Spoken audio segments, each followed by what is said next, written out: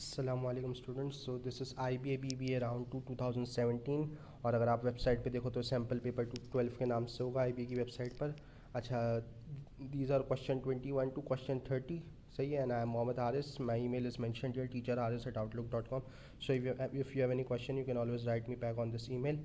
मैंने पहले 2 videos already बनाई हुई इस पेपर की, जिसमें एक वीडियो में क्वेश्चन 1 टू क्वेश्चन 10 है और एक में क्वेश्चन 11 टू क्वेश्चन 20 है। तो ये अब तीसरी वीडियो इसमें क्वेश्चन 21 टू 30 होंगे और इसी तरह आगे 2 और वीडियोस आ रही होगी।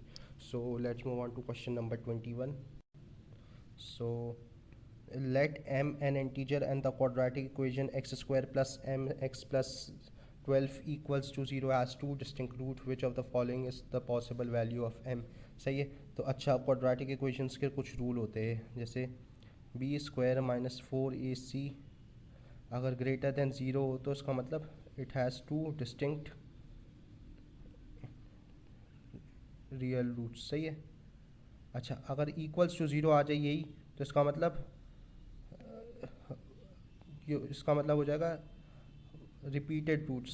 सही है, रिपीटेड रूट्स या टू इक्वल रूट्स मतलब जो दोनों रूट्स आ रहे होंगे उनकी वैल्यू सेम होगी, इसका ये मतलब। और अगर मैं इसको लेस देन ज़ीरो कर दूँ तो नो रियल रूट्स, इसका ये मतलब हो जाएगा। सही है। अच्छा, अब हैज़ टू डिस्टिंक्ट इंटीजर्स का मतलब ये वाली कंडीशन होनी चाहिए कि B square minus 4ac should be greater than zero. अच्छा, अब क्या हो जाएगा, x square plus m x plus 12 equals to zero दिया हुआ है ना। तो अगर मैं इसको कंपेयर करूँ A x square plus B x plus 12 plus C equals to zero से, तो मेरा ए क्या हो जाएगा, A should be 1, B should be m और सी शुड बी 12। तो मैं इस इक्वेशन में इसमें प्लग इन कर लेता हूँ, इस इनक्वालिटी में। तो ये क्या हो जाएगा, बी क्या हो जाएगा मेरा, एम स्क्वायर हो जाएगा बी स्क्वायर माइनस 4, ए की जगह मैं 1 लगा देता हूँ और सी की जगह 12 लगा देता हूँ। सही है। And should be greater than zero, तो मैं m square minus 48 should be greater than zero, m square should be greater than 48। सही है। अब इसका आसान तरीका क्या है कि वैल्यू निकालने की जगह जो है ना, हम जो भी ऑप्शन में दिए हुए ना वो वैल्यूज ट्राई कर सकते हैं। सही है। एम की जगह अगर मैं -8 डालूँ तो -8 अगर मैं यहाँ डालूँ तो क्या आ जाएगा 64। तो 64 इज़ ग्रेटर देन 48, तो ये तो सेटिस्फाई होती है। सही है, ये इनक्वालिटी सेटिस्फाई होती है, तो इनक्वालिटी सेटिस्फाई हो रही है, तो मेरा 1 तो करेक्ट है। इसी तरह अगर मैं -7 स्क्वायर डालूँ तो ये 49 आ जाएगा, तो 49 इज़ ऑल्सो ग्रेटर देन 48, तो ये भी इनक्वालिटी करेक्ट है। सही है। अच्छा, अब 7 डालूंगा, जो -7 का स्क्वायर भी 49 होता है, 7 का स्क्वायर भी 49 होता है, तो ये भी इसमें इस केस में भी यही आ रहा होगा। अगर मैं 7 डालूँ तो जब भी ये करेक्ट हो जाएगी, 49 इज़ ग्रेटर देन 48। अब मैं अगर ये भी डालूँ 8 और जब भी 64 आएगा तो 64 इज़ ग्रेटर देन 48। तो ये मेरी चारों वैल्यूज़ पे जो है ना इक्वेशन सेटिस्फाई हो जाती है। अगर मैं इन चारों में से कोई भी m की वैल्यू रखूँ ना, मेरी इक्वेशन ये सेटिस्फाई हो जाएगी। सही है, मतलब मुझे 2 डिस्टिंक्ट इंटीजर रूट्स मिल जाएंगे अगर इनमें से कोई भी मैं m की वैल्यू रखूँ। तो मेरे हिसाब से 21 का आंसर हो जाएगा 21D। Now let's move on to next question which is question number 22। अच्छा guys, this is complex number. तो ये है कि इसमें 4 हमें एक्सप्रेशन दिया हुआ है और हमें इस फॉर्म में लाने ना। इस फॉर्म में लाने के लिए हमें करना क्या पड़ेगा, इस पूरे जो फ्रैक्शन को, ये कॉम्प्लेक्स नंबर का फ्रैक्शन है, इसको रैशनलाइज करना पड़ेगा। अच्छा, अब मैं रैशनलाइज किस तरह करूँगा, ये देखो, ये ऊपर न्यूमरेटर में कुछ भी दिया हुआ है उसकी खैर है। अब डिनोमिनेटर में अगर मेरे पास ये दिया हुआ ना a प्लस बी आई, सही है, तो मैं मल्टीप्लाई करूँगा, यहाँ पे एक और फ्रैक्शन में नया इंट्रोड्यूस करूँगा और यहाँ मैं मल्टीप्लाई कर दूँगा a minus B I upon a minus B I. तो इससे रैशनलाइजिंग कहते हैं, और फिर मैं फर्दर सिंप्लीफाई करूँगा। सही है, तो इससे रैशनलाइजिंग बोलते हैं। सही है, मतलब जो डिनोमिनेटर में दिया हुआ है एग्जैक्ट वही चीज़ यहाँ पे रखी और यहाँ पे भी वही चीज़ रखी, बस साइन फ्लिप कर दी। बीच में प्लस है तो मैंने माइनस डाल दिया, माइनस डाल दिया। सही है, तो अब देखते हैं ये होगा किस तरह।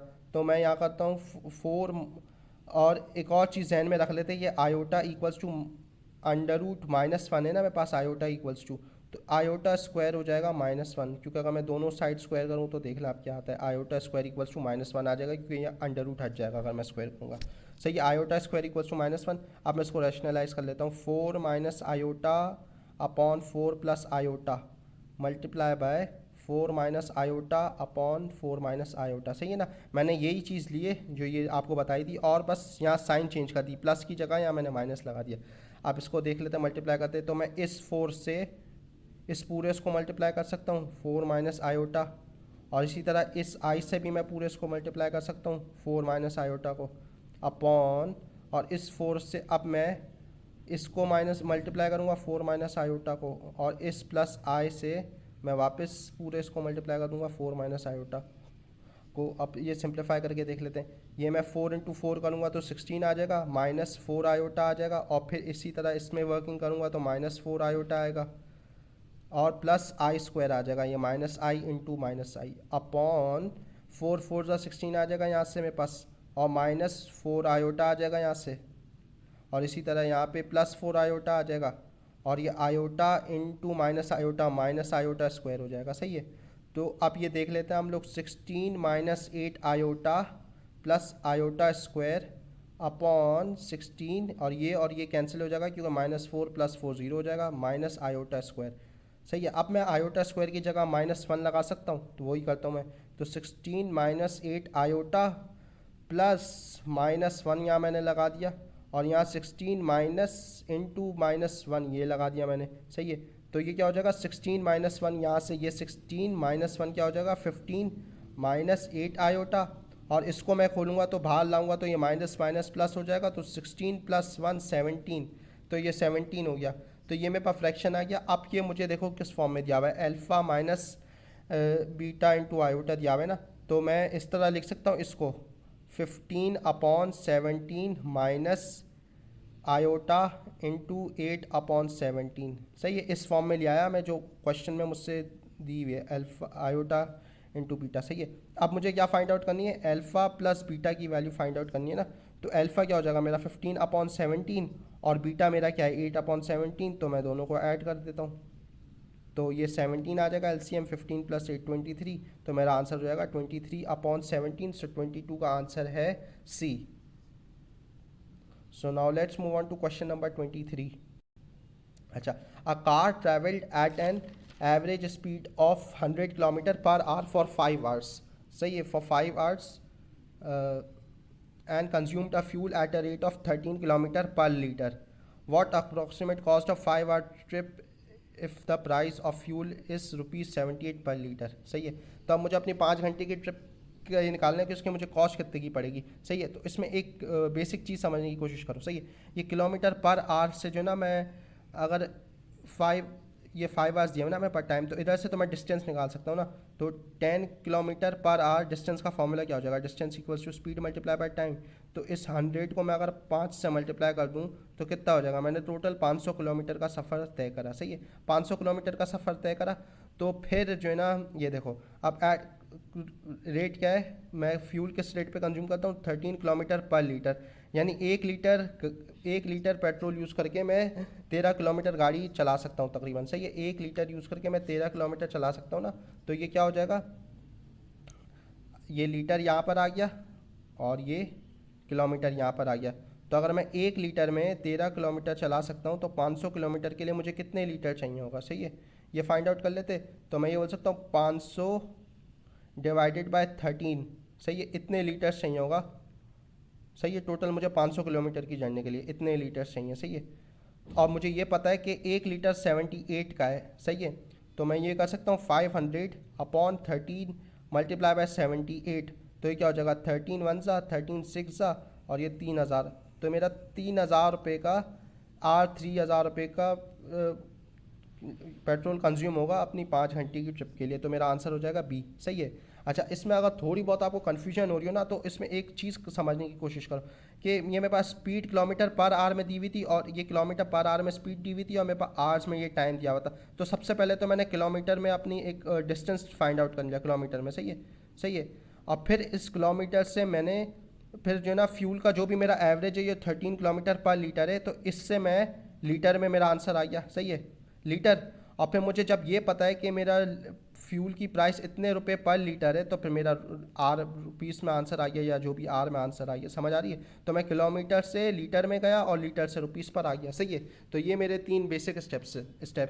यानी पहले मैंने डिस्टेंस फाइंड आउट करा कि मैंने कितना डिस्टेंस सफ़र करा है, उस डिस्टेंस के लिए मुझे कितने लीटर पेट्रोल की ज़रूरत थी, और 1 लीटर पेट्रोल इतने का है, तो टोटल इतना लीटर पेट्रोल मुझे टोटल 3000 रुपये का पड़ा। So that's it, simple. सही है। तो अब आ जाते हैं 24 की तरफ। अब क्या है, the area of the triangle shown is 50√3 square units. सही है। The perimeter of the triangle is, तो मुझे पेरीमीटर फाइंड आउट करना है। सही है। तो ये मुझे 60 दिया हुआ है, ये फ्रैक्शन मुझे 60 दिया हुआ है और ये मुझे साइड x दी हुई है, सही है। तो मैं कॉस का क्या होता है, ये कॉस x अगर ये हो तो मैं बोल सकता हूँ adjacent side cos of angle equals to x degree equals adjacent side upon hypotenuse side, सही है।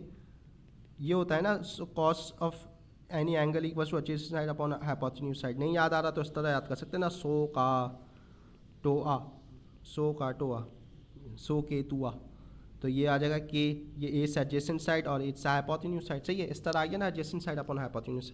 तो मेरे पास याद है cos of 60 equals to adjacent side, ये एडजेसेंट साइड हो जाएगी, सही है, एक्स हो गई, और ये हाइपोटेन्यूज साइड हो जाएगी, ये हाइपोटेन्यूज साइड हो जाएगी। क्यों? क्योंकि 90 डिग्री के ऑपोजिट जो भी साइड होगी वह हाइपोटेन्यूज साइड होगी। ये 90 डिग्री है ना मेरा, सही है। ये तो ये हाइपोटेन्यूज साइड हो गई, तो मैं अज्यूम कर लेता हूँ मेरी हाइपोटेन्यूज साइड 1 है, ये वाई है, हाइपोटेन्यूज साइड मेरी वाई है।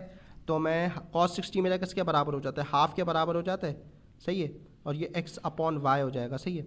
तो फिर मैं फिगर आउट कर लेता हूँ कि मेरा जो y है वो क्या हो जाएगा, मैं यहाँ क्रॉस मल्टीप्लाई कर लेता हूँ, तो मेरा y आ जाएगा y इक्वल्स टू 2x, सही है। तो मेरी हाइपोटेन्यूज साइड 2x के बराबर हो गई और ये मेरी साइड x दी हुई ऑलरेडी, सही है। अब आ जाते हैं हम लोग कि मैं तीसरी साइड किस तरह निकालूँ x के टर्म्स में, सही है। ये तीसरी साइड में x के टर्म्स में निकाल लेता हूँ, ये किस तरह निकालूंगा मैं, हाँ तो पाइथागोरस थ्योरम यूज़ करूँगा ना मैं। ये हाइपोटेन्यूज साइड का स्क्वायर इक्वल्स टू ये फर्स्ट साइड का स्क्वायर और फिर दूसरी साइड का स्क्वायर, सही है। तो हाइपोटेन्यूज साइड का स्क्वायर क्या हो जाएगा, 2x the whole square equals to ये वाली साइड मुझे पता है एक्स स्क्वायर हो जाएगी और ये मुझे पता नहीं है, तो मैं फिगर आउट कर लेता हूँ, प्लस बी स्क्वायर रख के एक्स के टर्म्स में आ जाएगी।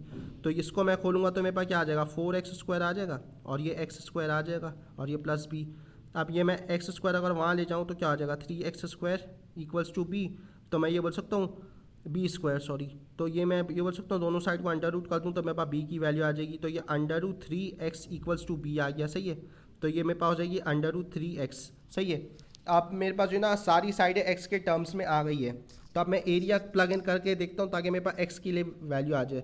x की value half into base into height, मेरा एरिया का फॉर्मूला हो जाता है ट्राइंगल का, तो क्या हो जाएगा, हाफ इंटू बेस क्या है मेरी अंडर रूट 3x और हाइट क्या है मेरी x से, और एरिया कितना है मेरा 50√3, सही है, 50√3 मेरा एरिया हो गया। तो मैं ये बोल सकता हूँ मेरा एरिया हो जाएगा फिर under root 3 upon 2x square equals to 50√3, सही है। ये रूट थ्री कैंसिल हो जाएगा और एक्स स्क्वायर मेरा आ जाएगा, ये क्रॉस मल्टीप्लाई हो गया 100, तो मेरा x क्या आ जाएगा, 10 आ जाएगा, सही है। अब मुझे x की वैल्यूज़ फिगर आउट हो गई। अब पेरीमीटर किस तरह निकलेगा, मुझे पेरीमीटर चाहिए ना, पेरीमीटर को मैं यूँ बोल सकता हूँ सम ऑफ ऑल साइड। तो मेरी एक साइड 2x से, एक साइड अंडर रूट 3x से और एक साइड x से। अब मैं x की वैल्यू प्लग इन करके सारी साइड को ऐड कर लेता हूँ। तो एक साइड 2x हो गई हाइपोटेन्यूज वाली, एक x हो गई और एक अंडर रूट 3x हो गई, सही है। तो ये क्या हो जाएगा, 2x क्या हो जाएगा 20 हो जाएगा अगर मैं x की वैल्यू 10 डालूँ, और x 10 है और ये क्या हो जाएगा 10√3 हो जाएगा, सही है। तो मेरा आंसर क्या हो जाएगा 30 + 10√3, मैं 10 कॉमन ले सकता हूँ, तो ये क्या हो जाएगा 10 कॉमन लिया तो अंदर 3 + √3 बच जाएगा। तो मेरा आंसर क्या हो जाएगा 24 का 24, B is my correct answer, सही है। Now let's move on to question number 25। The area of the rectangle is u square centimetre, सही है। The length of two parallel sides non parallel sides are b and c respectively, सही है। तो ये है मेरी ट्रायंगल है, सही है। एक साइड मेरी b है और इसके पैरेलल भी यही साइड है, तो ये तो b हो जाएगी। तो नॉन पैरेलल साइड ये वाली हो जाएगी c, तो ये भी c हो जाएगा। तो मेरे एरिया ऑफ रेक्टेंगल b और c के टर्म्स में किस तरह आ जाएगा, लेंथ मल्टीप्लाई बाय ब्रेथ होता है ना मेरा रेक्टेंगल का एरिया, तो मैं ये बोल सकता हूँ मेरा BC हो जाएगा, जो रेक्टेंगल का एरिया है, सही है, BC हो जाएगा। तो अब ये मुझसे पूछ रहे the ratio of U to B इस क्या है, मुझे बताना है ratio of U to B, तो मैं ये बोल सकता हूँ U/B हो जाएगा। और U की जगह मैं क्या लिख सकता हूँ, ये U मेरा क्या है, U मेरा एरिया है ना, सही है। तो मेरा BC भी तो एरिया है, U अगर एरिया के बराबर है तो मेरा BC भी तो एरिया के बराबर ही है ना। तो मैं U को रिप्लेस करके BC लिख देता हूँ, ये BC आ गया upon B as it is है, तो मैं B कैंसिल कर सकता हूँ, तो आंसर क्या आ जाएगा C/1 आ गया ये एक तरीके से। तो मेरा रेशियो क्या हो जाएगा C/1, सही है। तो मेरा the ratio of U to B is C/1, सही है। तो 25 का आंसर हो जाएगा मेरा बी। अच्छा, अब आ जाते हैं क्वेश्चन 26 की। What is the sixth term of geometric sequence if the difference between its fourth and second term is 120? Second term is 120 and that between fifth and third term is 480. तो मैं ये बोल सकता हूँ कि मेरा पहला टर्म तो ज्योमेट्रिक सीरीज का ए होगा, दूसरा ए आर होगा, तीसरा ए आर स्क्वायर होगा, चौथा ए आर क्यूब होगा, पांचवा A R to the power of 4 होगा एंड सो ऑन, सही है। तो अब मुझे क्या करना है, और छठा मेरा ए आर 5 हो जाएगा क्योंकि क्वेश्चन में हम छठे तक ही जा रहे हैं ना, ताकि आसानी हो जाए। तो अब मेरा क्या हो जाएगा, ये difference between fourth and second term is 120। तो फोर्थ टर्म मेरा क्या है, ए आर क्यूब है, और सेकंड टर्म मेरा ए आर है, और दोनों का डिफरेंस कितना है, 120 है। तो मैं ये बोल सकता हूँ A R cube minus A are equals to 120, सही है। और इसी तरह between difference between fifth and third term is 480। तो ये मेरा फिफ्थ टर्म है और ये मेरा थर्ड टर्म है। तो ए R 4 minus A are square equals to 480 हो जाएगा मेरे पास, सही है। अब इस इक्वेशन से मैं क्या ए आर कॉमन ले लूँ, तो ए आर कॉमन ले लूँ तो क्या आ जाएगा मेरे पास, R square minus 1 equals to 120। और इसी तरह अगर मैं यहाँ से ए आर स्क्वायर कॉमन ले लूँ इस इक्वेशन से, तो क्या आ जाएगा, A R square into are square minus 1 equals to 480, सही है। अब मैं क्या करता हूँ, ये इक्वेशन 2 हो गई और इक्वेशन 1 हो गई, सही है।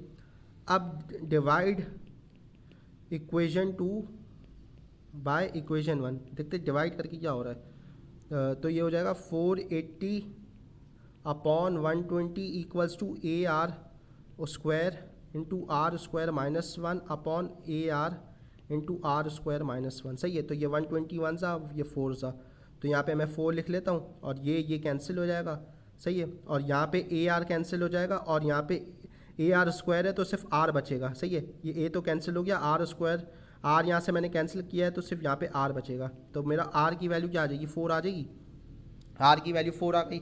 अब मैं ए की वैल्यू निकाल लेता हूँ। ए की वैल्यू मैं किस तरह निकालूंगा, इसको जैसे यूज़ कर लेता हूँ मैं अपनी इक्वेशन नंबर 1 को, सही है। तो ए आर क्या हो जाएगा, ए r r square minus 1 equals to 120 है ना। आर की मुझे वैल्यू पता है तो ये हो जाएगा 4a इंटू 4 4 ज़ा 16 हो जाएगा इसकी जगह। तो 16 माइनस 1 इक्वल्स टू 120, सही है। तो ये क्या आ जाएगा, अंदर 15 आ जाएगा। तो 15 मल्टीप्लाई बाय 4 क्या हो जाएगा, 60a इक्वल्स टू 120 और a क्या आ जाएगा, 2 आ जाएगा। तो मेरी a की वैल्यू 2 है, r की वैल्यू 4 है। तो मैं क्या कर सकता हूँ, अपना जो है वो निकाल सकता हूँ, 6 टर्म मेरा क्या हो जाएगा, a r to the power of 5। तो a मेरा 2 है और r to the power of 5 4 to the power of 5 हो जाएगा मेरे पास, सही है। तो मेरा आंसर क्या आ जाएगा, 2 into 4 to the power of 5 मेरा हो जाएगा 1024 और आंसर हो जाएगा 2048, सही है। तो योर आंसर इज 26 का ए। अच्छा, एक और चीज़ अगर आपके ये समझ नहीं आ रहा है कि मैंने डिवाइड इक्वेशन 2 बाय इक्वेशन 1 क्यों करा है, तो आप एक और ऑल्टरनेटिव भी यूज़ कर सकते हैं, सही है। ऑल्टरनेटिव क्या हो जाएगा, अब ये आपके पास इक्वेशन 1 और इक्वेशन 2 तो बनी हुई पड़ी हुई ना, सही है। तो आप क्या कर सकते हैं कि यहाँ से आर स्क्वायर माइनस 1 सब्जेक्ट बना ले इक्वेशन 1 से, सही है। अगर इक्वेशन 1 से यहाँ पे मैं बना लेता हूँ साइड पे आर स्क्वायर माइनस 1 को अगर मैं सब्जेक्ट बनाऊँ तो ये मेरे पास आ जाएगा 120 अपॉन ए आर, सही है। और इस आप ए आर स्क्वायर माइनस 1 की जगह इक्वेशन 2 में ये 120 अपॉन ए आर प्लग कर दें, तो A R square into are square minus 1 equals to 480 आपको दिया हुआ है। तो अब आप क्या करें, ए आर स्क्वायर और आर स्क्वायर माइनस 1 को इससे रिप्लेस करते हैं, 120 a r upon a are equals to 480। तो अभी भी ये देखें ए आर की कैंसिल हो गया, यहाँ से ए कैंसिल हो गया, यहाँ से एक आर बच जाएगा क्योंकि वो नीचे एक आर है तो कैंसिल हो रहा है। तो 120 आर इक्वल्स टू 480, तो आर वापस 4 आ जाएगा आपके पास यहाँ से, सही है। तो आपको डिवाइड वाला स्टेप पसंद नहीं आया तो आप इस तरह भी कर सकते हैं, सही है। तो now let's move on to question number 20। अच्छा, the first term of an arithmetic sequence is 5 and the sum of its first 7 term is 98. What is the sum of the first 21 terms of the arithmetic sequence, सही। तो arithmetic sequence मुझे किस तरह दिया हुआ था, पहला टर्म मेरा a हो जाता है, दूसरा a प्लस डी, तीसरा a plus 2d and so on, सही है। तो मुझे क्या दिया हुआ है, पहले 60 टर्म का सम दिया हुआ है, सही है। तो सम निकालने का फॉर्मूला क्या है, सम अगर लास्ट टर्म को यूज़ करते हैं तो सम निकालने का फॉर्मूला हो जाता है s n equals to n upon 2 into a plus l. तो n क्या है, टोटल नंबर ऑफ टर्म्स है, a क्या है मेरा पहला टर्म और l क्या है मेरा लास्ट टर्म, सही है। तो इसमें फर्स्ट 7 टर्म्स को यूज़ करके हम निकाल लेते, वर्कआउट कर लेते, सही है। तो सम ऑफ फर्स्ट 7 टर्म्स क्या हो जाएगा, 7/2, और पहला टर्म क्या है मेरा अर्थमेटिक सीक्वेंस का 5 है, सही है। तो 5 और ये l मुझे पता नहीं है लास्ट टर्म, सही है। तो ये सम मेरा किसके बराबर हो जाएगा, 98 के बराबर हो जाएगा ना, सही है। ये sum of its first 7 term is 98, तो मेरा सम 98 के बराबर हो जाएगा। मैं लास्ट टर्म फिगर आउट कर लेता हूँ, तो ये इस तरह वर्कआउट कर लेंगे, 7 × 5 + l = 2 × 98, सही है। 2 को मैं उस तरफ ले गया, तो ये 35 + l = ये भी 35 + 7l = 196 हो जाएगा, सही है। और आप वर्कआउट कर लें तो 7l क्या आ जाता है आपके पास, 7l = 7l is 196 minus 35, which is 161. So your L is 161 divided by 7. So L is 23, सही है। तो आपके पास लास्ट टर्म की वैल्यू क्या आ गई, 23 आपका लास्ट टर्म है, लास्ट यानी मतलब 7th टर्म है आपका, सही है। 7th टर्म आपका 23 हो गया। तो मैं ये बोल सकता हूँ कि 7th टर्म मेरा किसके बराबर होगा, a + 6d के बराबर होगा, क्योंकि अगर तीसरा टर्म a + 2d के बराबर है तो 7th टर्म क्या हो जाएगा, a + 6d के बराबर हो जाएगा। तो a + 6d किसके बराबर है, 23 के बराबर है ना आपका, सही है। ये बात तो फिगर आउट हो गई। और a क्या है मेरा, a मेरा अर्थमेटिक सीक्वेंस का पहला टर्म होता है, विच इज़ 5। तो मैं ये बोल सकता हूँ 5 + 6d = 23। तो 6d क्या हो जाएगा, 23 - 5 विच इज़ 18, और d आपका हो जाएगा 18/6, 3 हो जाएगा, सही है। अब आपको क्या फाइंड आउट करना है, what is the sum of the first 21 terms of the arithmetic sequence, first 21 terms. तो मैं 21th टर्म किस तरह निकाल लूँ, क्योंकि मुझे लास्ट टर्म चाहिए होगा ना सम के फॉर्मूला में डालने के लिए। तो 21st टर्म किस तरह आ जाएगा मेरे पास, इस तरह आ जाएगा। मैं बोल सकता हूँ a + 20d, सही है। तो a हो जाएगा मेरे पास 5 और 20 × 3 हो जाएगा ये, तो 20 × 3 क्या हो जाएगा 60, और ये हो जाएगा 65। अब अगेन मैं सम वाला फॉर्मूला लगा देता हूँ, Sn = n/2 × a + l, जहाँ a मेरा पहला टर्म है सीक्वेंस का और l मेरा आखिरी टर्म है। तो फर्स्ट 21 टर्म्स का मुझे सम निकालना है, तो s ऑफ फर्स्ट 21 सम = यहाँ n क्या आ गया 21/2, और a मेरा 5 आ जाएगा, l मेरा 65 आ जाएगा, सही है। तो ये सम ऑफ 21st टर्म = 21/2 × 70, और ये 2 1s 2 35s, सही है। तो 21 × 35 आपका आ जाएगा 735। सो योर आंसर इज 27 का B, सही है। Now let's move on to question number 8। If x is an integer such that 3x is less than 14 and 15x is greater than 21, what is the value of x? सही है। तो इसके लिए आसान तरीका क्या है कि मैं 3x is less than 14 है ना, तो x क्या हो जाएगा, x is less than 14/3। तो इसको मैं अगर डेसिमल में लिखूँ ना, ये अप्रॉक्सीमेट बनता है 4 3s 12 होता है, 3 4s 12, 3 5s 15, तो मिडवे ये 4.67 हो जाएगी वैल्यू, सही है। x is less than 4.67, और यहाँ पे क्या हो जाएगा 15x/20 इज़ ग्रेटर दैन 21, तो x इज़ 21/15, तो x is greater than 15 1s 15, 1.4 हो जाएगी, x इज़ ग्रेटर दैन 1.4। तो a 1.4 से बड़ी होनी चाहिए लेकिन 4.67 से कम होनी चाहिए। तो 2 मेरा 1.4 से बड़ा है, सही है, तो ये तो हो सकता है, और 4.67 से भी छोटा है, और ये भी 1.4 से बड़ा है लेकिन 4.67 से छोटा है, और ये भी 1.4 से बड़ा है लेकिन 4.67 से छोटा है, सही है। तो ये इस तरह मेरा सॉल्व हो जाएगा, तो मेरा आंसर हो जाएगा 28 का D, सही है। अगर आपको इस तरह नहीं समझ आ रहा सॉल्व करने, तो आप वैल्यूज़ भी प्लग इन करके देख सकते हैं। अब जैसे मैं यहाँ पे इसमें 2 प्लेस करूँ तो क्या आ रहा है 6, 3 2s 6, सही है। तो 14 इज़ ग्रेटर दैन 6, तो ये तो सेटिस्फाई होता है, तो इस तरह ये भी सही है। इसी तरह यहाँ पे अगर 2 डालूँ तो 15 2s 30, तो 30 इज़ ग्रेटर दैन 21, तो ये भी सही है। इसी तरह 3 डाल लेंगे यहाँ पे, 3 3s 9, 9 इज़ लेस दैन 14, तो ये सही है। इसी तरह 15 3s 45, 45 ग्रेटर दैन 21, सही है। तो अब 3 4s 12, 12 लेस दैन 14 है, सही है। अब इसी तरह 15 4s 60, 60 इज़ ग्रेटर दैन 21, तो ये भी सेटिस्फाई हो रहा है, तो ये भी सही है। तो अब आ जाते हैं अपने क्वेश्चन 20 की तरफ।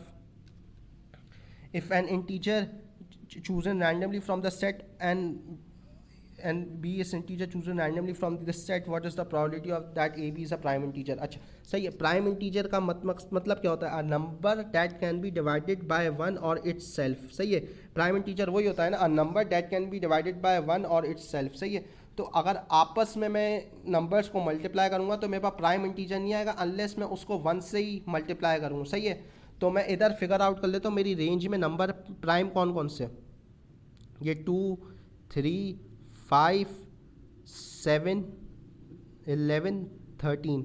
सही है, ये मेरे प्राइम है। सही है, इनको मैं वन से भी मल्टीप्लाई कर रहा हूँ ना, ये जब भी मेरे पास यही आ रहे होंगे तो ये मेरे 6 के बस 6 नंबर प्राइम होंगे। सही है, और टोटल अगर आप इनको मल्टीप्लाई करोगे ना तो आपके पास तकरीबन 25 आंसर आएंगे, क्योंकि ये 5 है और इन 5 को अगर आप 1 से मल्टीप्लाई करोगे तो 5 आंसर आएंगे, इन 5 को 2 से मल्टीप्लाई करोगे तो 5 और आएंगे, इसी तरह 3 से मल्टीप्लाई करोगे तो 5 और आएंगे, 4 से मल्टीप्लाई करोगे तो 5 और आएंगे। सही है, तो कहने का मकसद ये कि 6 प्राइम नंबर है टोटल इनमें से और 25 आउटकम बनेंगे, तो मेरी प्रॉबिलिटी हो जाएगी 6/25। अच्छा, आपकी अगर इस तरह बात नहीं समझ आती तो ये टेबल बना के देख लो। टेबल बना के देख लिया मैंने, 1 2 3 4 5 यहाँ डाल दिया मैंने, और यहाँ 1 7 9 11 13 यहाँ डाल दिया मैंने। सही है, तो यहाँ क्या आ जाएगा 1 2 3 4 5 और यहाँ पे आ जाएगा 7 9 11 13। सही है, अच्छा ये मुझे मल्टीप्लाई करने की ज़रूरत नहीं है, 7 2 7 3 क्योंकि ये मुझे पता है ये प्राइम आएगा ही नहीं, कोई भी आएगा आंसर लेकिन प्राइम नहीं आएगा। क्यों? क्योंकि प्राइम नंबर वही है जो आप जो इस the number that can be divided by its self या फिर वन से। सही है, वन से। सही है, तो यहाँ पे मेरे पास प्राइम नंबर आ ही नहीं सकता, 9 2 18 आएगा, जैसे 9 3 21 9 4 36, तो कभी भी मेरे पास प्राइम नंबर नहीं आ सकता। तो मेरे पास प्राइम नंबर यही आएंगे 2 3 5 7 11 13। सही है, और हर रो में मेरे पास 5 आंसर है, यहाँ पे 5 यहाँ पे 5 यहाँ पे 5 यहाँ पे 5 यहाँ पे 5। सही है, तो टोटल अगर मैं सबको ऐड कर लूँ तो 25 आउटकम्स मेरे बनते हैं और उसमें से 6 प्राइम है, तो 6/25 इस तरह भी आ जाएगा अगर आप टेबल से वर्कआउट कर लें। सही है, now let's move on to the last question of this video which is question number 30। The graph of the function f and g are shown in the xy plane for which of the following values does f of x plus g of x equals to 0। तो मैं ये बोल सकता हूँ f of x equals to minus g of x। सही है, तो अगर आपको f of x को g of x में कन्वर्ट करना है ना तो आप बस फ्लिप कर दो f of x को। कहने का मकसद ये, जैसे अगर मैं अज्यूम कर लूँ कि मेरा ब्लू वाला f of x है ना, सही है, ये ब्लू वाला अगर f of x है तो ये जो ये साइड है ये, इसको अगर मैं पूरी फ्लिप करूँ तो ये फ्लिप किस तरह हो जाएगी, ये जो ऑरेंज पर मैप हो जाएगी अगर मैं फ्लिप करूँगा। इसी तरह ये अगर ये वाली ब्लू लाइन है इसको मैं फ्लिप करूँगा तो ये ऑरेंज पे फ्लिप हो जाएगी। इसी तरह इस ब्लू को भी फ्लिप करूँगा तो ये ऑरेंज पे फ्लिप हो जाएगी। सही है, तो ये क्या हो जाएगा कि सारी वैल्यूज इस पे, और ये जो ना for which value of x does f plus f x equals to minus ji of x, तो वो सारी वैल्यूज़ के लिए। सही है, क्योंकि ये मैप पूरा फंक्शन ही एक मतलब एफ ऑफ एक्स एक तरीके से नेगेटिव जी ऑफ एक्स है ना, तो ये सारी वैल्यू के लिए सही है। अच्छा, अब आपको ये ग्राफिकली समझ नहीं आ रहा ना तो वर्कआउट करके देख लेते, वर्कआउट किस तरह होगा। सही है, अब ज़ीरो पे देखें अगर आप, सही है, ज़ीरो मतलब एक्स की वैल्यू ज़ीरो है तो मेरा F of X equals to minus ji of X आ रहा है, यानी ये मेरी एक्स की वैल्यू ज़ीरो है। तो अगर एफ ऑफ एक्स समझो अगर मेरा 5 आ रहा है तो माइनस, और जी ऑफ एक्स मेरा क्या आ रहा है -5, तो ये सेटिस्फाई हो गया। अगर एक 5 आ रहा है तो दूसरा -5 आ रहा है, तो एक तरीके से सेटिस्फाई हो रहा है। सही है, समझ आ रही है बात। अच्छा, अब ये देख लेते हैं -4 पे, -4 पे अगर मेरा ये 10 आ रहा है तो वहाँ -10 आ रहा है, तो इस पे भी वो ये भी हो रही है सेटिस्फाई। सही है, तो 4 पे आप देख लें, 4 पे अगर एक 10 आ रहा है तो दूसरा -10 आ रहा है। सही है, तो ये भी सेटिस्फाई हो रहा है, तो ए बी सी तो आंसर हो ही नहीं सकता। तो और बाकी 0 -4 4 तीनों को मतलब एक साथ सेटिस्फाई करना है ना, तो वो जाहिर सी बात है all values of x he answer होगा। सो यहाँ पे मेरी तीसरी वीडियो ख़त्म होती है। आपके पास कोई भी क्वेश्चन वगैरह क्वेरी हो, you can always write me back on my email जो मैंने अपने पहले पेज पे मेंशन करी हुई है, विच इज़ teacherharis@outlook.com। बाकी अपना ख्याल रखें, इंशाल्लाह जल्द मिलते हैं अगली वीडियो के साथ। Thank you.